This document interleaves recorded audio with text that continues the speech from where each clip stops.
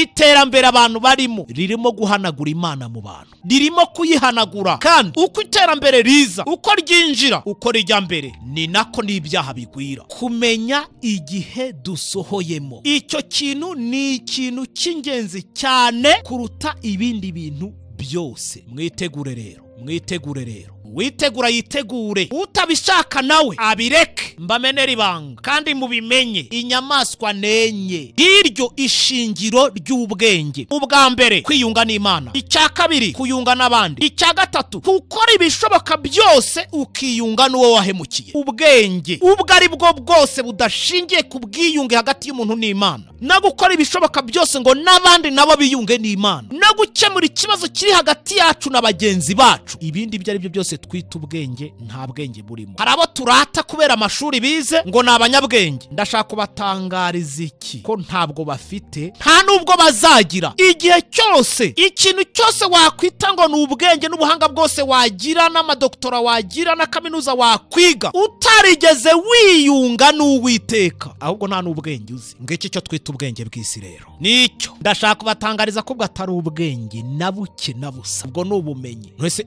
barahera ku gitaka Imana yaremye, bahera ku biti Imana yaremye, baravumbura bahereye ku kuki bativumburira ibyabo ngo biremere ibyabo. Aho twababwiye inkomoko yayo, tubabwira ibyo yakoze, tubabwira abami bayiyoboye, uko Bibiliya ibivuze byose tubibashyirira ahagaragara. Dome chrétienne de pape yahere muri 476 kugeza kuri uyu munota, akaba ariyo ngoma ya nyuma. Uko kwica ugakiza kwa Roma nyirisitu, ingabo za Napoleon Bonaparte zarwanaga zikajegeza uburayi muri iyo revolution, akohereza General Berti akagenda i Roma, agafata papa akamuzana ari imbohe, bakamugeza mu Faransa, bakamufungira mu kirwa, yarangiza akagwayo, bakoma mu nkokora imikorere ya Roma. Bya bindi yigiraga kwa kwica kwa kugenza gute abapagani b'Abafaransa, nabo babereka babereye abapagani. Ariko izo mbaraga zari zaramaze gushegeshwa n'ubu protestani, kuko bwari bwaravuye imuzi busobanura kuri kw'ijambo ry'Imana nk'uko kuri. Nkarabiye imbere yawe, si ibyo gusa, uyu munsi isi yose ikabiri munsi y'amabwiriza y'Amerika, amabwiriza adasanzwe. Sazabona abantu ku Mana mbibutse, oya, ahubwo menya ibi kandi, ingoma nenye gusa nta ya gatanu hano ku isi. Ibyo byumve, ubyiyumvisha, ubishyire mu bwenge. Nyuma y'abapapa nta bundi butegetsi bugomba kuyobora ku isi. Oya, abigize abarobere ku Mana bigira ibyigomeke, mugiye kubura icyerekezo. Nta rindi shyanga rero nyuma y'Abanyamerika. Ahubwo ndabwira abantu bose ngo tangariza iri tangazo kandi baryumve neza. Mukuri nkomye mu nzira, Yesu araje. Impanda y'imperuka igiye kuvuga. Byemere cyangwa ubyange, impanda y'imperuka igiye kuvuga. Isi n'imirimo irimo bigiye gushirira, birangire, bikongorwe, abantu bose babireba. Ijuru bwaryo rigiye kuzingwa nk'urupapuro, naryo rikongezwe, kuko kuri gahunda y'Imana hagiye kujyaho ijuru rishya n'isi nshya. Iyi niyo ndunduro y'ijambo.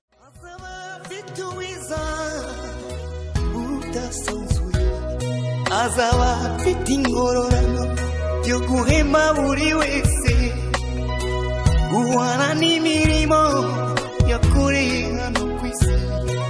Nawe nshuti yanjye aza kwambika ikamba.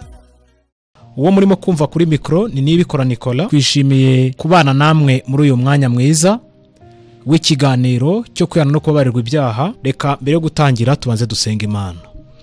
Turagushimye Nyagasani Imana yacu, turaguhimbaje Uwiteka utubeshaho, tugushimiye urukundo rwawe rutuma tudashiraho, uraturinda, ukatuba bugufi, ukatwungura ubwenge, ukaduha inama, ukadukorera ibishoboka byose kugira ngo tukumenye kandi tukumenyekanishe, izina ryawe ryera rishimwe. Imitima yacu rero gicishirizwa bugufi imbere yawe, kandi iri jambo ryawe rigiye gutambuka, turagusaba kugira ngo rigira akamaro kuri buri wese uri buryumve, maze umugisha watugeneye twese twitegure kuwakira binyuze mu izina ryiza rya Yesu, amen. Reka dushimire Imana yacu ituba bugufi kandi ikatugirira neza. Uyu munsi ikigisho cyacu kirinjirira mu gitabo cyanditswe na Salomo, niho kiri bwinjirire. Salomo nkuko mumuzi ni umwami wabaye umwami w'Abisirayeli. Yari afite se witwa Dawidi. Dawidi nawe akaba yarasimbuye umwami Sawuli. Ikintu rero dukwiye kumenya hano, abo bami bagiyeho bitari kuri gahunda y'Imana. Kubera iki? Kuko Imana yari yarateguye ko abantu bayo bazagira ubuyobozi bwayo, akaba ariyo ibwikoreshereza mu bantu, mu baturage, bakamenya Imana, bagasobanukirwa n'ibyayo, bakamenya ibyayo neza y'ubwo yari yibibahaye, akaba ari ibabera umuyobozi. Haje rero kubaho ikintu cyo kwigomeka ku Mana, banga Imana pe, banga amabwiriza yayo, bayigaragambyaho, baravuga bati dukeneye kugira abami nkuko n'abandi b'ibindi bihugu nabyo bifite abami.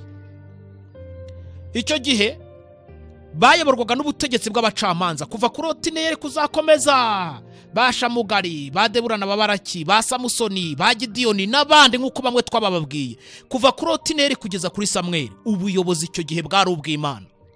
Nukuvuga ngo amabwiriza yose bahabwaga yavaga ku Mana, akanyura ku bahanuzi, akagera ku batambyi. Abatambyi kuko aribo bari bafite gahunda ikomeye yo guhuza abanyabyaha cyangwa se guhuza abantu n'Imana, maze bakayegeza muri rubanda. Nuko noneho rubanda rugashyira mu bikorwa icyo Imana ishaka. Ngubwo ubuyobozi bwari buri muri Isirayeli. Ni nayo mpamvu rero muri abo batambyi twebwe turimo kubabwira, harimo ibice bigiye bitandukanye. Hari umugabane w'abatambyi bari bashinzwe kurinda inzu y'Uwiteka cyangwa se icyo bita ubuturo bwera. Abo ngabo bari bashinzwe kuburinda kugira ngo butavogerwa, abantu bakabona gahunda z'aho Imana ikorera imirimo yayo, bitwaga abakumirizi. Hari n'igice cy'abatambyi noneho nabo, abo batambyi bari bashinzwe basimburana bashinzwe gahunda yo guhuza abanyabyaha n'Imana. Nibo bari banajejwe cyangwa se bakurikiranaga gahunda ijyanye n'ibitambo byose byatambirwaga aho ngaho ku ihema ry'ibonaniro cyangwa se mu nzu y'Uwiteka. Muri icyo gice cy'abatambyi hari abandi bari bashinzwe kujya bakemura ibibazo biri hagati muri rubanda, abo bitaga abacamanza. Hari abacamanza ba mbere, hari n'abandi bacamanza noneho bari bashinzwe gukurikirana buri kana kariko kose, gukurikirana buri bibazo ibyo ari byo byose biri mu baturage, kugira ngo abantu ibibazo bafite bishire. Ibyiza by'ubwo buyobozi rero bwa mbere nuko bwari ubuyobozi bw'Imana. Ku gihe cya Samweli, cy'umucamanza Samweli, Abisirayeli bararahira, baranga iby'Imana rero ababwiye mu kubara gutegeka kwa kabiri, ndetse no mu kuva yarabibwiye Mose, iramubwira ngo ntimuzigere mukora ikosa ryo kwishyiraho abami. Bigaragambye imbere y'Uwiteka, banga ubuyobozi Imana yari yarabashyiriyeho, bifuza kugira ngo bagire abami. Umwami wabo wa mbere wagiyeho yimikishijwe amavuta ni Samweli. Yagiye mu mwaka w'1050 ageza mu mwaka w'1010 Kristo ataravuka. Arayobora pe.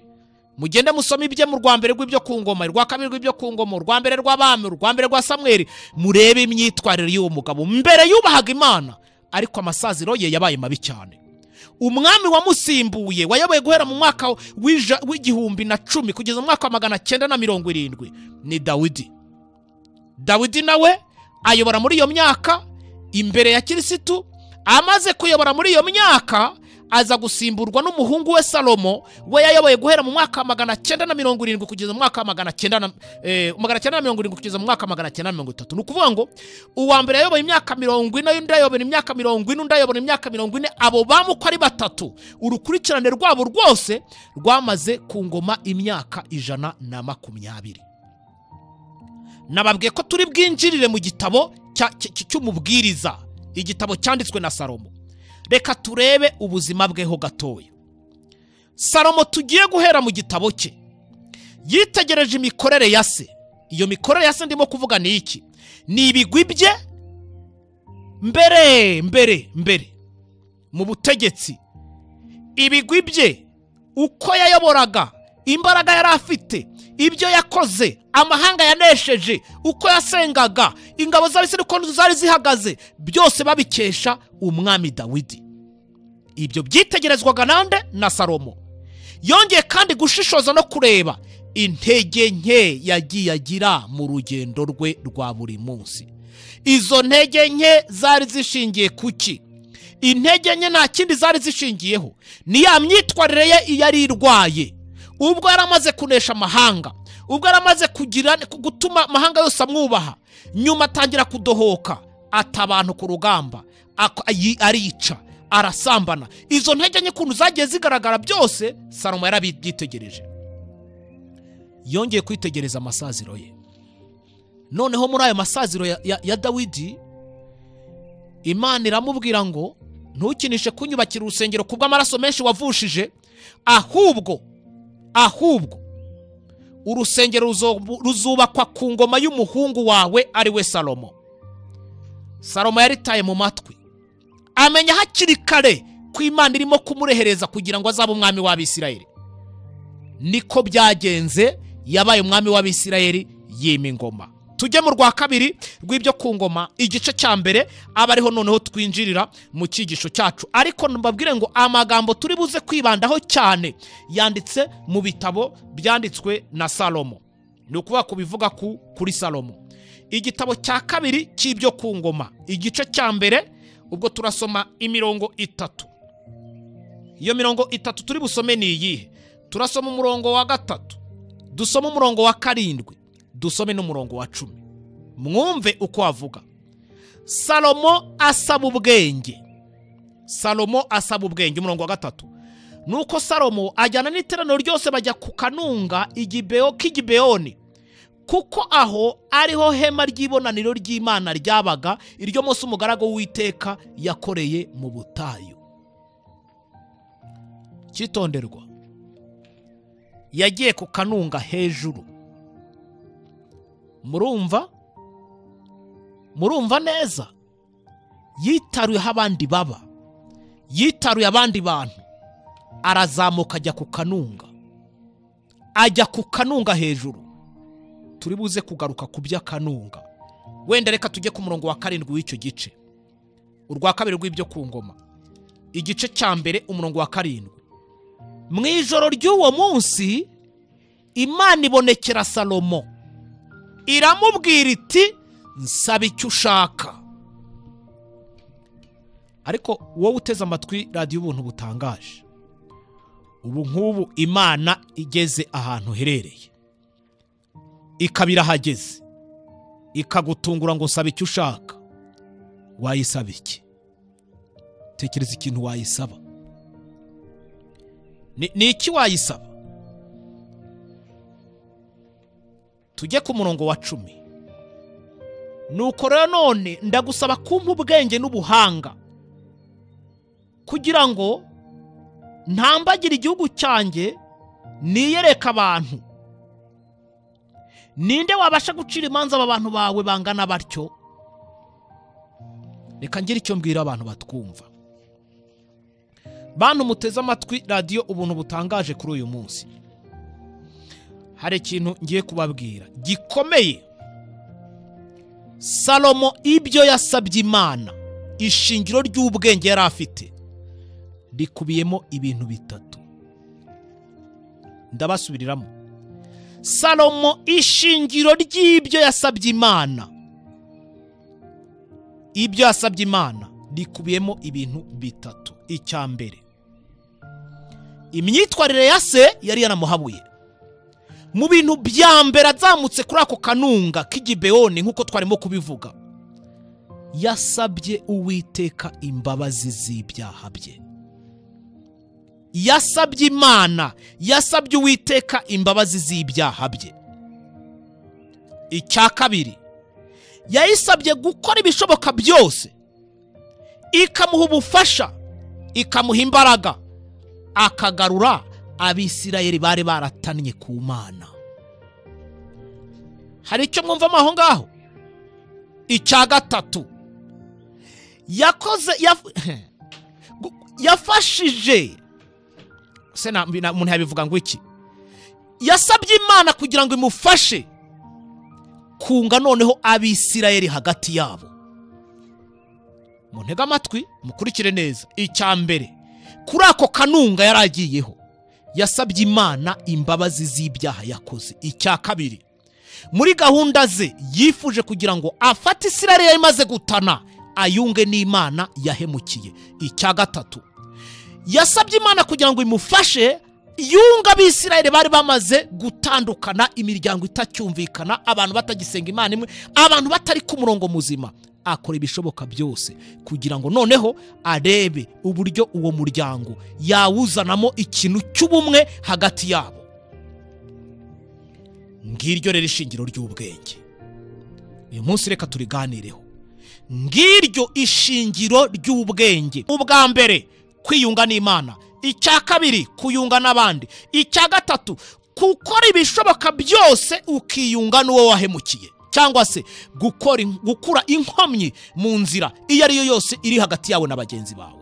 Ngiryo ishingiro ry'ubwenge. Pawulo ati kurwanya uruhande, mubane n'abantu bose amahoro. Reka wenda mbere yuko tugira komantere kuri iki, twinjire muri Bibiliya twumve icyo muri Yobu hatubwira. Yobu haratubwira ngo iki gice cya 28:28, maze ibwira umuntu iti dore kubaho Uwiteka nibwo bwenge, kandi kuva mu byaha niko kujijuka. Dore kubaho Uwiteka nibwo bwenge, kandi kuva mu byaha niko kujijuka. Reka mbwira abatwumva iki kintu, mbwira abatwumva mu nkurikire neza. Ubwenge bwose, niba nabwita ubwenge simbizi, turibuze kubona inyito yabyo y'ibyo twita ubwenge. Icyo twakwita ubwenge ubwo ari bwo bwose budashingiye ku bwiyunge hagati y'umuntu n'Imana, no gukora ibishoboka byose ngo n'abandi nabo biyunge n'Imana, no gukemura ikibazo kiri hagati yacu na bagenzi bacu. Ibindi ibyo ari byo byose twita ubwenge, nta bwenge burimo. Ntabwo. Hari abo turata kubera amashuri bize ngo ni abanyabwenge. Ndashaka kubatangariza iki, ko ntabwo bafite, nta nubwo bazagira, igihe cyose baze yaba atari ukubaha Imana, ibyaha byabo bakabisuka imbere y'Uwiteka, Imana ikabababarira, bagakora ibishoboka byose, bakayikorera bagakwiza uwo mucyo, Imana ikamenyekana no mu bandi, kandi bagakura inkomyi yari yose ibatandukanya na bagenzi babo. Na ibyo bindi byose twirata, yewe iga uzageze he? Abantu bagushime ukora ibingana iki, uvumbura ibingana iki? Ubwo si ubwenge, ubwo si ubwenge na buke na busa. Bibiliya ngo ishingiro ry'ubwenge ni ukubaha Uwiteka, kandi kuva mu byaha niko kujijuka nyakuri. Bantu murimo gukurikira iki kiganiro, reka mbibiri ibanga. Ikintu cyose wakwita ngo ni ubwenge n'ubuhanga bwose wagira, n'amadoktora wagira, na kaminuza wakwiga, utarigeze wiyunga n'Uwiteka, ahubwo nta n'ubwenge uzi. Wabanje kubanza gukiza ubugingo bwawe. Ntabwo niba ntacyo uharanira kugira ngo abantu bamenye Imana, cyokora cyo bazamenya ayo masiyansi ubigisha, bazamenya ibindi byinshi nawe wigiye mu ishuri. Ishingiro ry'ibitari ubwenge, niba hari inkomyi hagati y'abantu, nta bwenge burimo. Ishingiro ry'ubwenge rishingiye ku bintu bitatu. Icya mbere, kwiyunga n'Imana. Icya kabiri, kuyunga n'abandi. Icya gatatu, gukora ibishoboka byose inkomyi ziri hagati y'abantu zikavaho. Reka rero mbabwire, mbatangarize ibyo abantu bita ubwenge. Umuntu amara imyaka 6 cyangwa 7 akiga primaire akaba yarayirangije, agafata indi 6 akiga secondaire ngo arayirangije, ngo ubwo arimo gukura, ngo arimo kumenya ubwenge, akagradiwa cyangwa se akarangiza lisansi imyaka 4. Ubwo iyo maze kurangiza lisansi, abantu baravuga ngo uyu muntu koko ashobora kuba umukadre, yakora umurimo wari wo wose kuko yize kaminuza. Urenza kuri iyo myaka 4 ugakora n'indi myaka 2 ya masters cyangwa se maîtrise, nabwo ntabwo burangije. Wongeraho 3 biterwa n'igihugu, cyangwa 4 ukabubonye PhD cyangwa se doctora, nabwo ntabwo burangije. Biba bigusaba indi myaka 6 kugira ngo ube professeur associé. Professeur associé imyaka 6, nabwo ntuburangije. Icyo twita ubwenge mu cyumve, ntuburangije. Professeur par excellence imyaka 10, yiyongera kuri 6 ya professeur associé, yiyongera kuri doctora. noneho uwo bita full professeur, noneho iyo ni imyaka 15. kugira ngo ugere kuri urwo rwego byo birahanitse, n'ubwenge bukomeye cyane. Niba ari ubwenge ndibuze kubisobanura nyuma. Abahanga baricara bakagutega amatwi ukavuga, ugasobanura byinshi mu byo wanditse, barangiza bo ubwabo akabari bo bemeza ngo ubaye full professeur. Noneho haba hari ikindi cyiciro nacyo kiba gisigaye cyabo bita abasava. Ngiki cyiciro cya nyuma, ngiki cyiciro cya nyuma, aho urimo gukandagira hafi mu myaka 90, hagati ya 90 n'ijana. Twadusaza mujya mubona, twicara ahantu dushinzwe gukora kubera ubuhanga bafite, bakavumbura ibintu byinshi amasiyanse yose ku isi agenderaho. Ngiki cyo twita ubwenge bw'isi rero. Nicyo ndashaka kubatangariza ko bwatari ubwenge na buke na busa, ubwo n'ubumenyi. Mwese barahera ku gitaka Imana yaremye, bahera ku biti Imana yaremye, baravumbura bahereye ku kibativumburira ibyabo ngo biremere ibyabo, noneho nabo baje. Ubwo rero n'ubumenyi tubitandukanye n'ubwenge. Ubwenge buva ku Mana, ishingiro ryabwo ari kubaha Uwiteka, nibwo bwenge. Ishingiro ryabwo ari ukubaha Imana, ibindi n'ubumenyi busanzwe. Reka rero mbabwire, mwumve uko ibyo twarimo kuvuga by'ibyo tubamo, by'ibyo dusanzwemo, by'ibyo twita ubwenge bwa hano ku isi, uburyo umuhanga uwo nababwiye ko agiye kubimburira icyigisho cyacu, Salomo yabihinduye ubusa. Umurongo wa 11 w'igice cya 12 kindi cy'umubwiriza haranditswe ngo, umubwiriza haranditswe ngo, igice cya 12 umurongo wa 11, amagambo y'abanyabwenge ameze nk'ibihosho, n'amagambo y'abakuru b'amateraniro ameze nk'imbereri zishimangiwe cyane, yatanzwe n'umwungeri umwe. 12 niwo nashakaga.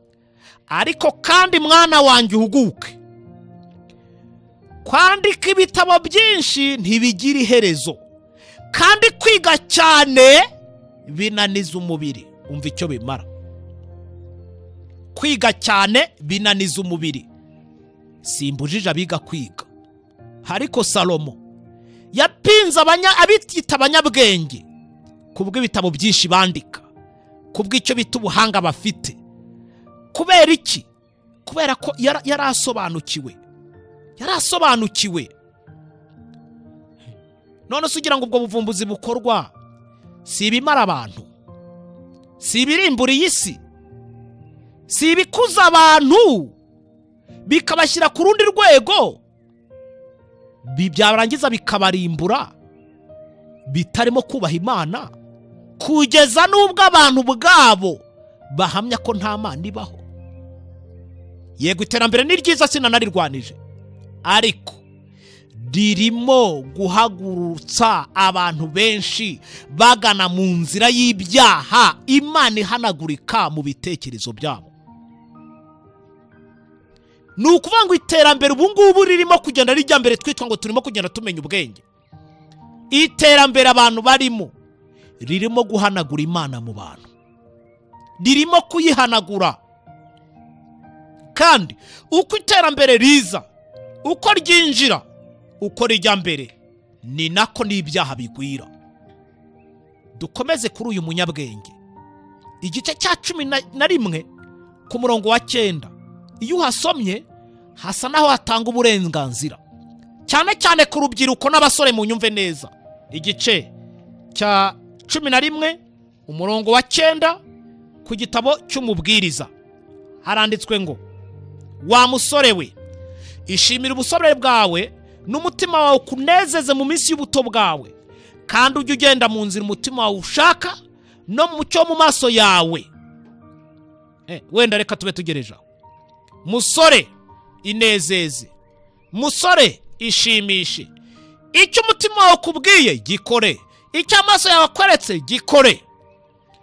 Uzi ko wagira ngo Bibiliya itanze uburenganzira, aho wumvise ingoma jya kubyina, aho ubonye inkumi nziza ntigucike, aho ubonye akayoga keza ugenda ukanywe, icyo amaso yagushimye akakwereka gikore. Ibyo bumva bikuje mu bwenge nakubwira iki? Umva umubwiriza wagira ngo aratanga uburenganzira ngo mukore nta kibazo, ariko hepfo y'ayo magambo ngo ariko menya yuko ibyo byose bizatuma Imana igushyira mu rubanza. Genda ukore, go ahead, kora ibyo ushaka, genda uko ushaka, itwara uko ushaka, ariko menya ko ibyo byose bizatuma Imana ikubaza impamvu y'iyo myitwarire. Hagati aho dukomeje kuri icyo gice cy'umubwiriza tukinjira tukajya ku gice cya 12, wenda hari buze gusa naho dufungurira umurongo waho wa 14 haranditswe ngo kuko Imana izazana umurimo wose mu manza n'igishwe cyose ari icyiza cyangwa ikibi cyose Imana izakibaza abantu. Mujye mureba ibyo umuntu yiberamo n'ibyo yikorera, arabiryozwa, inkiko zikabimuryoza.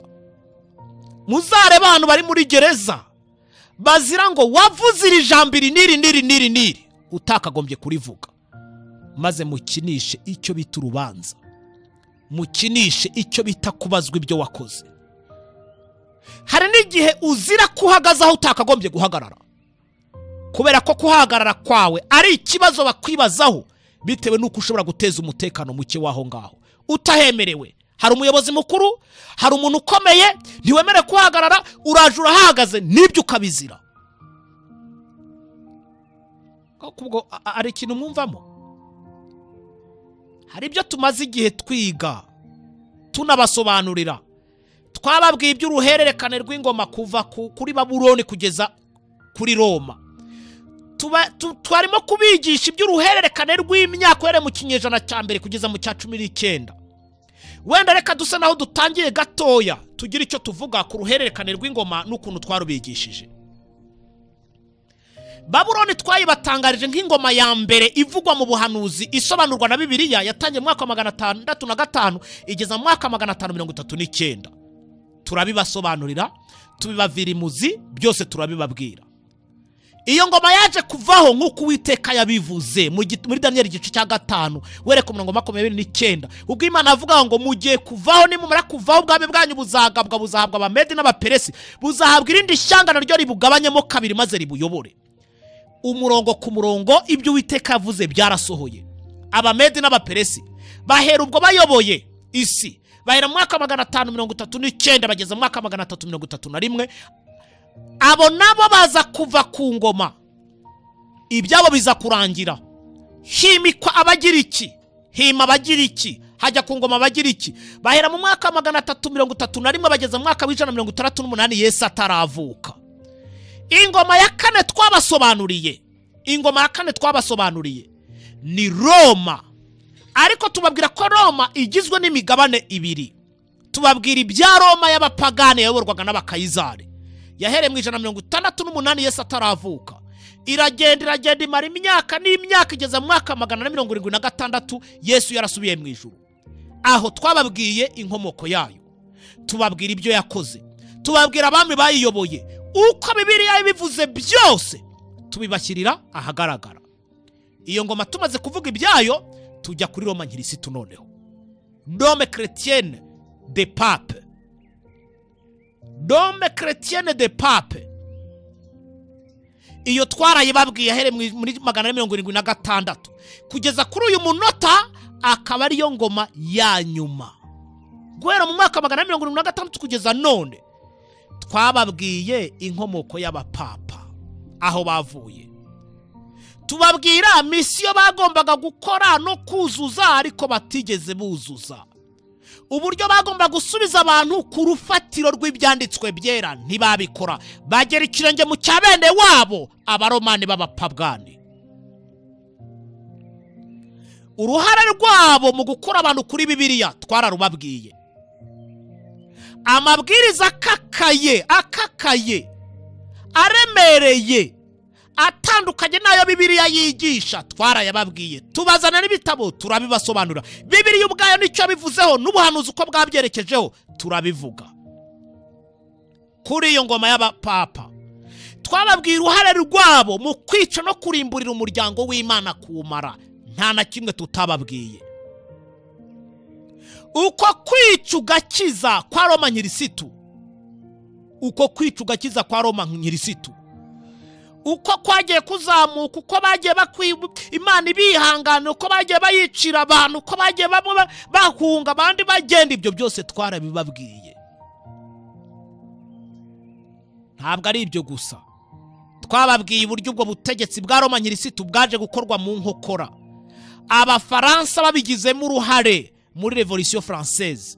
Ubwo mu mwaka w'1798 hari ikintu kidasanzwe cyakozwe. Ubwo ingabo za Napoleon Bonaparte zarwanaga zikajegeza uburayi muri iyo revolution, akohereza General Berthier akagenda akagera i Roma, agafata papa akamuzana ari imbohe, bakamugeza mu Faransa bakamufungira mu kirwa, yarangiza akagwayo. Bakoma mu nkokora imikorere ya Roma. Bya bindi yigiraga kwa kwica kwa kugenza gute abapagani b'Abafaransa nabo babereka babereye abapagani, ariko izo mbaraga zari zaramaze gushegeshwa n'ubu Protestant, kuko bwari bwaravuye imuzi busobanura kuri kw'ijambo ry'Imana nk'uko kuri. Aho twababwiye uko Roma yacitse intege, kuko ubuyobozi bwayo bwari bumaze gushegeshwa, bwari bushegeshwe pe, bwari bushegeshwe. Mubyibuke mu nyamaswa y'amahembe 10 n'imitwe 7 tubabwira ibya Roma ubwayo nk'ubutegetsi bwa kane. Muri Daniel igice cya 2 tubabwira ko bugenda bukinjira ku maguru.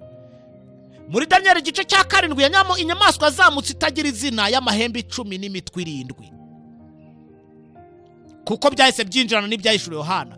Muri Daniel igice cya 8 igaragara nk'ubutegetsi bw'agahembe gato. Daniel igice cya 11 niho twinjiriye tubisobanura tubishyira ahagaragara ku buryo buri wese yabyumvise. Utarabyumvise akaba arafatiranye, yarafatiye hagati nibura hari bike yumvise.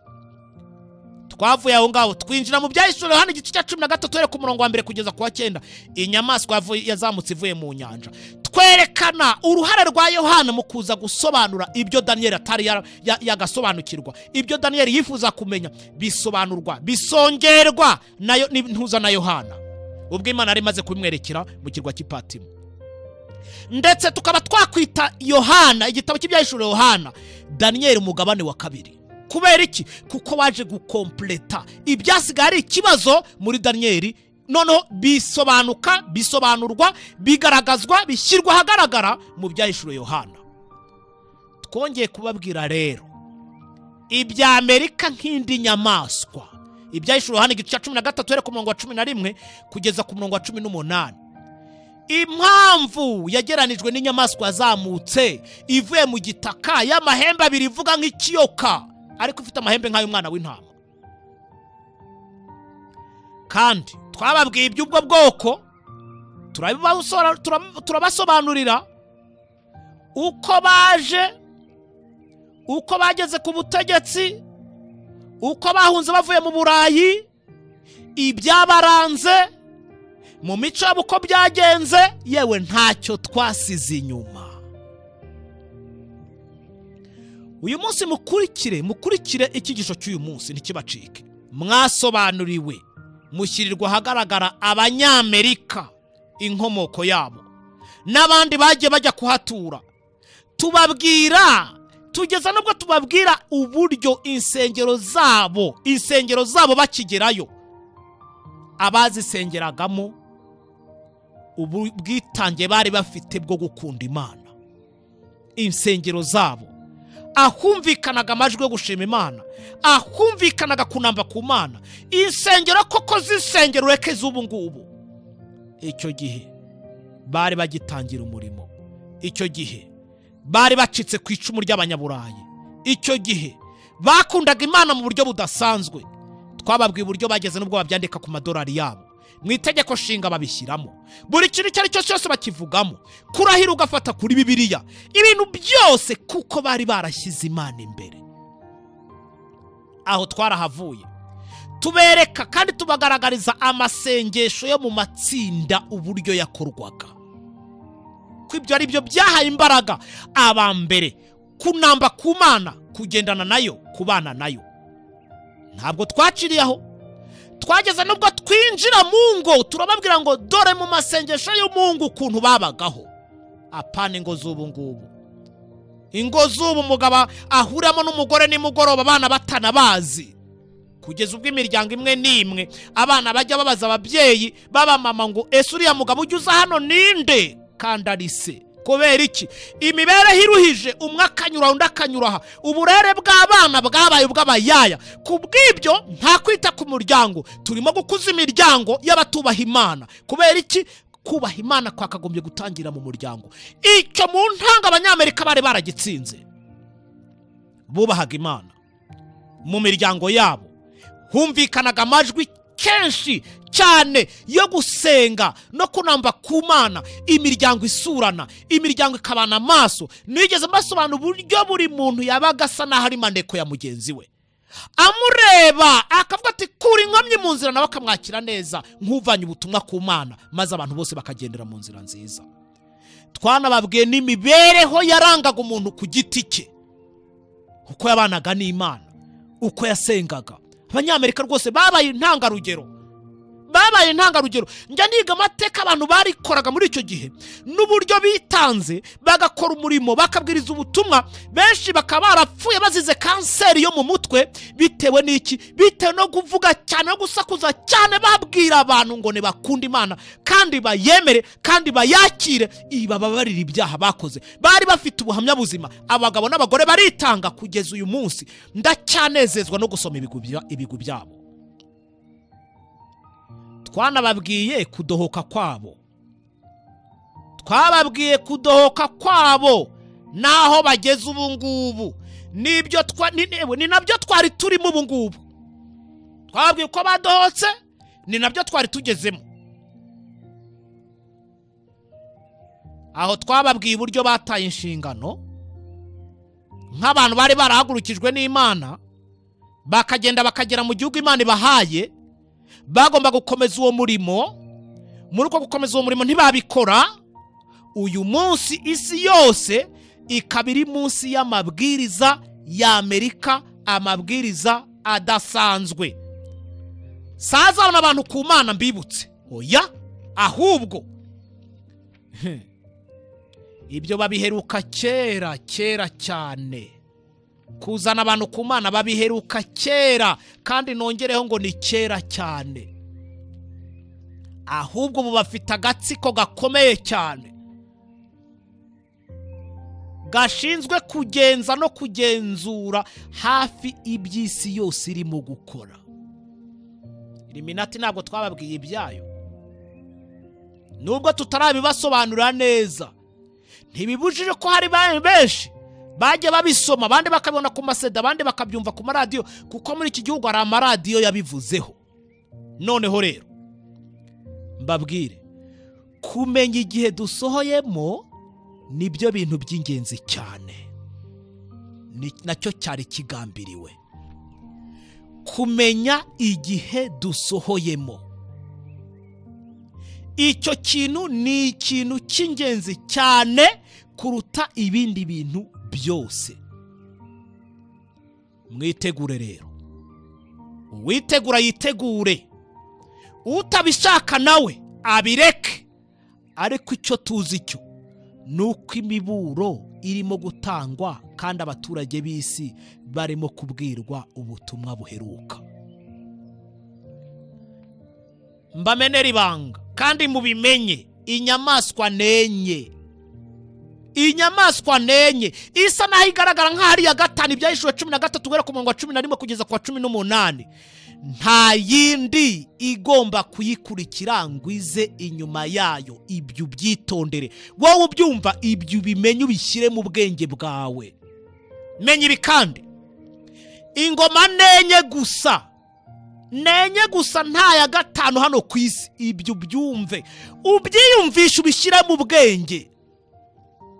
Ndongera kubabwira abantu barimo kumva iki cyigisho, nyuma y'abapapa nta bundi butegetsi bugomba kuyobora ku isi. Oya, kandi mwibuke neza ko iby'Amerika tubibabwira twabasobanuye neza uburyo ari abana b'abanyaburayi bacitse ku icumu ry'ibyo Roma yari irimo gukora. Nta rindi shyanga rero nyuma y'Abanyamerika. Ahubwo ndabwira abantu bose ngo mbatangarize iri tangazo kandi baryumve neza. Mukuri inkomyi mu nzira, Yesu araje. Mukuri inkomyi mu nzira, Yesu araje. Ageze ku marembo. Imanda y'imperuka igiye kuvuga. Byemere cyangwa se ubyange, ni uburenganzira bwawe. Umuntu afite amahitamo ye. Byemere cyangwa ubyange, impanda y'imperuka igiye kuvuga. Akisi mbabwire karashobotse rwose. Akisi karashobotse. Abigize abarobere ku Mana bigira ibyigomeke, mugiye kubura icyerekezo pe. Mugiye kubura icyerekezo, mwicare mubizi icyo uri cyo cyose, uwo uri we wese, umwanya urimo uwo ari wo wose. Isi n'imirimo irimo, bamwe biratana kandi bigiye gushirira. Isi n'imirimo irimo bigiye gushirira, birangire, bikongorwe, abantu bose babireba, kandi ntibizasigana ba nyirabyo. Igihe cyose atazabaho kubaha Imana, ntabwo bizasiga ba nyirabyo. Ijuru bwaryo rigiye kuzingwa nk'urupapuro, naryo rikongezwe, kuko kuri gahunda y'Imana hagiye kujyaho ijuru rishya n'isi nshya. Reka mbabwire abo musuzugura kubera kwinjira mu by'Imana, abo musuzugura mupinga, muha agaciro gake kubera kwinjira mu by'Imana no kubiha agaciro, mitima yabo ikaba yarabyakiriye, mugiye kubona icyo bari cyo.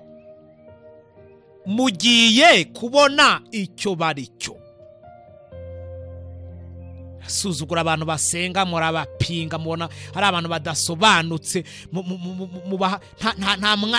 nta gaciro mubaha muri sosiyete, mubona ari indindagire, mubafata ukundi. Indindagire ni wowe uteze amatwi iradiyo udaha agaciro iby'Imana. Ntabwo twize ishingiro ry'ubwenge se? Nase ubwo urumva uri umunyabwenge. Ishingiro ry'ubwenge ni iki? Kwiyunga n'Imana, kuyunga n'abandi, no gukora no gukura inkomyi yari yose iri hagati yawe na bagenzi bawe. Ngibyo ibyo Salomo yakoze. Igihe udakora ibyo, ubwo se urumva uri igiki? Niba utari umunyabwenge uri igiki? Shiremo irindi zina. Rishyiremo. Abo musuzugura kubera ko binjiye mu by'Imana, abo mupinga kubera ko babiha agaciro, abo musuzugura mudaha agaciro na gake, mugiye kubona icyo bari cyo, kandi icyo bari cyo muzakibona uwo bakiriye amaze kuhagera. Ndabutangariza rero abantu, kuhereye kuworoheje n'ukomeye, uhereye kutegeka n'utegekwa, uhereye ku mukire ukageza ku mukene, ni mube abanyabwenge. Ni mube abanyabwenge, mukuri inkomyi yari yose mu nzira, mwikiranure n'Imana kubera urubanza rw'ibyaha byanyu rw'ibyo mukora. Icyo ni icyambere. Mukora ibishoboka byose, uko muharanira byinshi, muharanire no kugira ngo abantu bayimenye iyo Mana namwe muzaba mwamenye. Ikindi kandi mukora ibishoboka byose kugira ngo hagati y'abantu ikintu cyo kutumvikana, ikintu cyo kugongana, ikintu kibi cyari cyo cyose n'umwuka mubi wose uri hagati y'abantu uvemo. Ngiri gishingiro ry'uko abantu bazabagize ubwenge. Noneho rero ni mugenzura ibihe neza, mumenye aho mugeze, tumenye aho tugeze. Ni mugenzura ibihe neza, mumenye aho tugeze, tumenye aho tugeze. Ubwo butunzi mwiratana, ya madiplome muvuga, ibyo Salomo yatesheje agaciro, mbasabe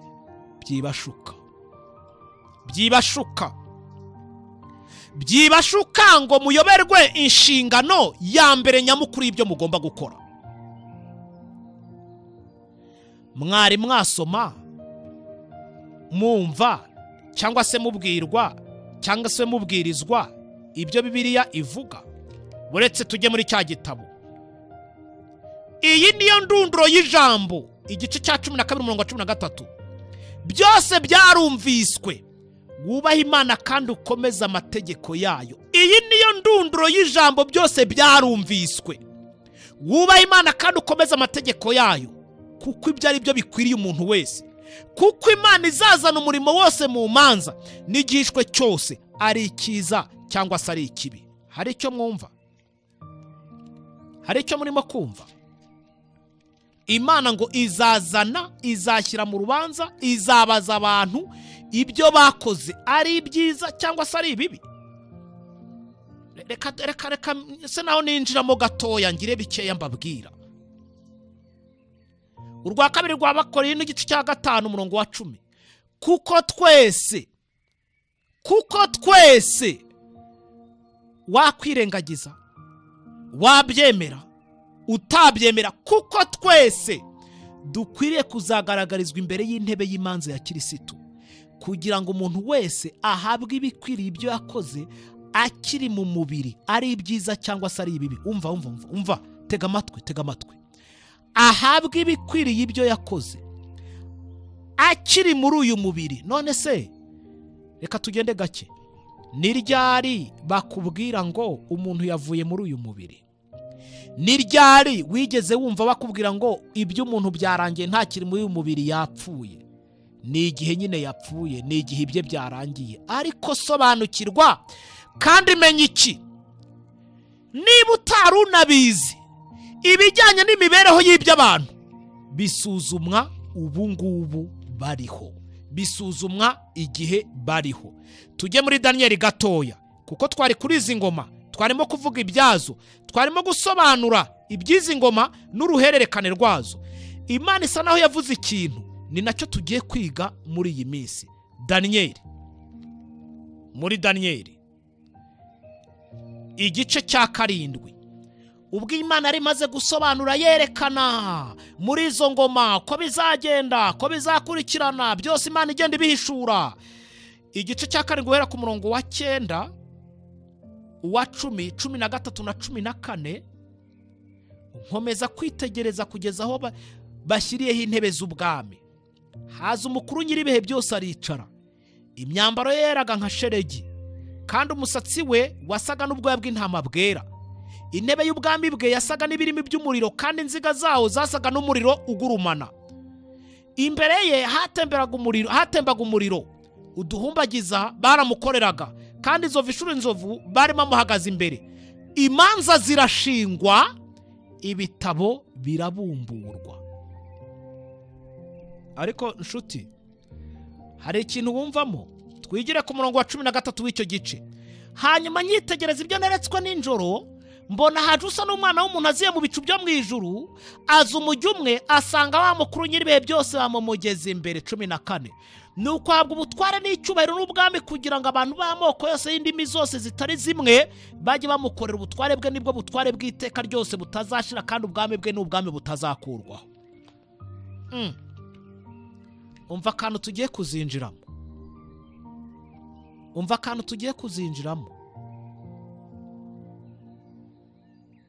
Uko Amerika irimo gukurikiranira hafi ibikorwa birimo kubera mu isi, niko n'Imana muri iyi ngoma ya 4 tuzabashyiraho imyaka, tuzabashyiraho byinshi bibigaragaza.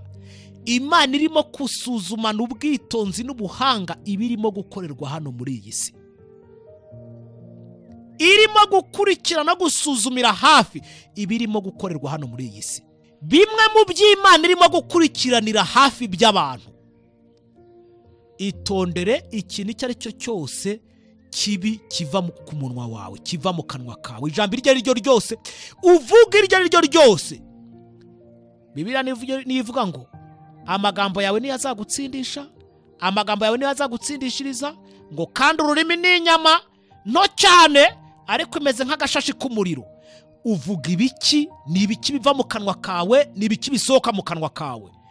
Bimwe mu bintu tugiye kwicara tugasuzuma neza, ni ibintu birimo kubaho muri iyi ngoma, ubwo Abanyamerika bakataje mu isuzuma ry'ibikorerwa mu isi, n'uburyo Imana ikataje nayo ubwayo gusuzuma ibyo abaturage b'isi bakora. Ngaho rero rurageretse. abisi barakora, Imana nayo irimo gukora. Ibyo tuzabibasobanura neza, muzabyumva kandi muzabicengeramo mubimenye. Ndababwira ko imirimo yose turimo kugenda dukora yuzuyemo ikintu cy'ubugugu, abantu batagira icyo bitangaho, imfubyi zikaba zigwiriye mw'isi, abapfakazi ari benshi, babagowe ari benshi, bafite ibibazo byinshi cyane, ubugugu abantu bagenda bagira, yewe no kudatanga imitima yabo nabyo ubwabyo Uwiteka arimo kubisuzuma, arabisuzuma. Araho turabivuga gutya mukagira ngo ni ibintu byoroshye, araho turabivuga uku nguku mukagira ngo ni ibintu byo gukinisha. Hari ibindi, hari inshingano abantu bagomba kuzuza, hari inshingano abantu bagomba guha bahamagariwe. Iya mbere niyo kubanza gukiza ubugingo bwabo. Uyu munsi Imana irimo kwibaza impamvu abantu badakora ibishoboka byose kugira ngo ubugingo bwabo bukire, kandi sirimo kugenda yegereza ku mahenuka. Nanjye sinabasha gusubiza icyo kibazo, nanjye ngo ntibabasha kugisubiza, impamvu zikomeye zituma abantu batarimo gusanga Imana muri iki gihe. Ibyo ntibibujije ko iby'Imana bitera bijya mbere, iby'Imana bigomba gusuzuma iby'abantu kugira ngo ejo hatazagira uwiregura. Hari ibindi cyane tugomba kumenya. Ni ibiki mubwitse mu mitima yanyu ko nabyo byitabwaho n'ijuru? Ibintu bibwitse mu mitima y'abantu, ibyaha bakorera hihishe, ibyaha bakorera biherereye, amoko ari mu bantu, ubuhehesi bubarimo, inzangano zibarimo, ubugambanyi bubarimo, bihisha abantu. Ubihisha Nicola, ubihisha abo musengano, ubihisha abo mubana, ujyane mu nzira abantu bose bakurata ari kubyibwitse mu mutima wawe. Ibyo byose bitwikuruwe imbere y'Uwiteka nk'ibyambaye ubusa. Uzahungiraho, uzajya, uzabigenza ute? Abanyamerika tereka dusuzume ibikorerwa ku isi. Imana ati nanjye reka nkurikirane ibyo abaturage b'isi bakora. None se uri uwawe ngo wigenge? Wariremye se? None se uratekereza ngo Imana ngo bizapasa inaperçu? Imana izareka gutyo gusa none iterura nk'iyajyana mw'Ijuru? Akana kariko kose, ikintu icyo ari cyo cyose, ijuru iragikurikirana, kandi umuntu udakura inkomyi mu nzira ngo amenye ubwenge, kuko ishingiro ry'ubwenge twamaze kubona iryo ari ryo n'akazi kawe. Ndetse reka nkubwire, nkarabiye imbere yawe, nkarabiye imbere yawe. Si ibyo gusa, wumvise umubare w'ibibwiriza bingana iki byanyuze mu matwi yawe? Umubare w'ibibwiriza wumvise byanyuze mu matwi yawe bingana iki? Binyura mu matwi yawe. Ibyo byose harimo byinshi byakuburiraga ngo vayo, garuka, caha, nyuraha, ubaho Uwiteka. Uvunira ibiti mu matwi, urahima Nicola? Niko wibwira? Cyangwa wowe ubwawe urihima? Reka mbabwire, nimuzarira gufata icyemezo nk'uko twabibigishije mu byigisho bitambutse, ubugingo burimbukana ubwanyu, ubugingo buzazimirana ubwanyu, kandi kibabaje uzabazwa ko wishe umuntu kandi uwo muntu ni wowe. Kubera iki? Kuko wanze gukora ibishoboka byose ngo ukize ubugingo bwawe. Hari imyanya dupfusha ubusa twahawe, tujya mu bitagira umumaro, twitwara uko twiboneye. Hari igihe cyacu dufite tutajya dukoresha mu kubaha Uwiteka. Yewe hari n'ibyo dukora n'ingaruka bigira, kandi bigira kuri bagenzi bacu. Reka mbabwire, hakwiriye umwiherero nk'uwakozwe na Salomo azamuka akajya ku musozi hejuru. Mu munota umwe ndashaka gutangariza buri muntu wese ngo niba utagize igihe cyo kugira ngo umenye ubwenge, ugakomeza kwigira injiji n'igicucu, ndavuga injiji n'igicucu kuko Bibiliya yatweretse ishingiro ry'ubwenge ko mbere na mbere ari gukura inkomyi hagati y'umuntu n'Imana. Iya kabiri ari gukora ibishoboka byose ukagerageza ko uwo mucyo nawe wawugeza ku bandi. Iya gatatu ko ari ugukiranura abantu ibibazo bibarimo nabo bikabavamo. Udakoze ibyo afite ntabwo ari ubwenge, kandi kitari ubwenge n'ubucucu. Ejo mutagira ngo Nicola ndatukanye, ikitari ubwenge n'ubucucu. Utakura inkomyi mu nzira rero ngo akora urwiherero nk'urwakozwe na Dawidi na Salomo, abami bari bakize b'abanyacyubahiro isi yose yubahaga, ngo bamenye igihe cyo kwita ku bugingo bwabo, bakirana urubanza ruri hagati yabo n'Imana. Dore nkarabyibiye imbere yanyu, mbivuze mubyumva. We muntu umaze kubyumva n'akazi kawe, kura inkomyi mu nzira, ubane n'Imana amahoro, ubane n'abagenzi bawe amahoro. Nibyo mbifuriza mu izina rya Yesu. Urakoze Mana yacu, tugushimira imiburo uduha kuko ari y'ingenzi kandi idukangurira kugusanga no kubana nawe. Izina ryawe ryera rishimwe. Tubonere umugisha imbere yawe, kandi ijambo ryawe ritugirire akamaro, tugire n'umwete wo kuribwira abandi kugira ngo twitegure ingoma yawe mu izina rya Yesu. Amen. tujyana muri amazu meza yaduteguriye. Nitugerayo tuzahora turirimbira, nzaba